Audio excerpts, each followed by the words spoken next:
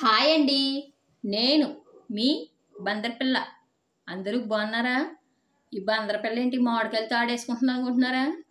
మామిడికాయలతో ఆడుకోవడం కదండి, మామిడికాయ పచ్చడి పట్టేద్దాం. వచ్చేయండి. ఈ బందర్పిల్లకి కాలంతో పని లేకుండా పచ్చళ్ళు ఎప్పుడు పడితే అప్పుడు పట్టేస్తున్నాను తిట్టుకుంటున్నారా? తిట్టుకోకండి. చేతిలో కాయ దొరికింది, పచ్చడి పట్టేస్తున్నాను. ఏ ఫ్రూట్స్ వెజిటేబుల్స్ కాలంతో పని పెట్టుకునే కాతున్నాయా? ఎప్పుడు పడితే ఇప్పుడు అవి కాసేట్లా ఇది అంతే. ఈ పచ్చడికి కూడా చిన్న నిక్నేమ్ అనేది ఉంది. ఆ నిక్నేమ్ ఏంటో వీడియో ఎండింగ్లో చెప్తాను. మాట్లాడితే ప్రతి వీడియోలో చిన్న నిక్నేమ్ అని తిట్టుకుంటారేమో.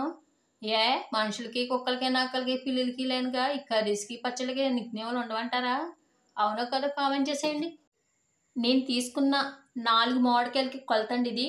4 స్పూన్ల ఆవాలు, 4 స్పూన్లు మెంతులు, 4 స్పూన్లు జీలకర్ర దోరగా వేయించుకుని మెత్తటి ఫోటోస్ వేసుకోండి. అలాగే 3 ఎల్లుల్లిపాయలు కోసి ఉంచిన మామిడికాయ ముక్కల్లో జీలకర్ర పొడి, ఆవు పిండి, మెంతి పిండి, కచ్చాబిచ్చ దంచిన వెల్లుల్లి పేస్టు, చిటికెడు పసుపు, 100 గ్రాముల సాల్టు, 200 గ్రాముల కారం, మొత్తం మసాలా అంతా ముక్కలకి పట్టేలా బాగా కలుపుకోవాలండి. కలుపుకున్నాక 1/2 కేజీ ఆయిల్ అండి. అలాగే మీకు ఇష్టమైతే పచ్చివి జీలకర్ర మెంతులు కూడా వేసుకోవచ్చు. ఈ పచ్చడి ఊరటానికి 3 రోజులన్నా టైం పడుతుందండి. 3 రోజుల తర్వాత ఆయిల్ తక్కువైతే ఆయిల్ పోసుకోవడం, సాల్ట్ తక్కువైతే సాల్ట్ వేసుకోవడం. చిన్న చిన్నగా చిటికలు అయిపోయి పచ్చళ్ళండి ఇవి.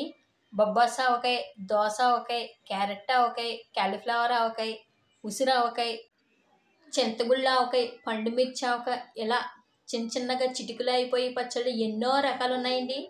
ఇలా ఎప్పటికప్పుడు ఫ్రెష్గా చిటికలు అయిపోయే పచ్చళ్ళు వీడియోస్ కావాలి అంటే తెలుసుగా మీకు, కామెంట్ చేసేయండి. ఎందుకంటారు? కొంచెం పచ్చళ్ళు పట్టేస్తాం, ఏమన్నా ఇంత ఉపయోగం ఉంటుందా?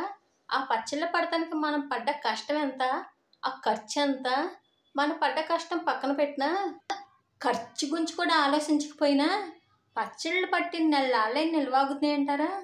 ఇది వరకు మా చిన్నప్పుడు 10 గుంచాలు, 15 గుంచాలు, 20 గుంచాలు పచ్చళ్ళు పట్టేవారు. సంవత్సరం ఏంటి 2 సంవత్సరాలు నిల్వాగే.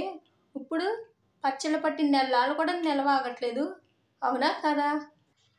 ఇలా సింపుల్గా పెద్ద ఖర్చు ఉండదు, కష్టం ఉండదు, అలాగే ఫ్రెష్గా కూడా ఉంటాయి అని నా అభిప్రాయం. మీ అభిప్రాయం ఏంటో కామెంట్ చేసేయండి. ఇంకా ఏంటి అలా చెప్తున్నారా? ఏమన్నా మర్చిపోయినా? చెప్పాల్సిన ఏమైనా ఉందా? ఆహా, అర్థమైందిలేండి. వినేండి.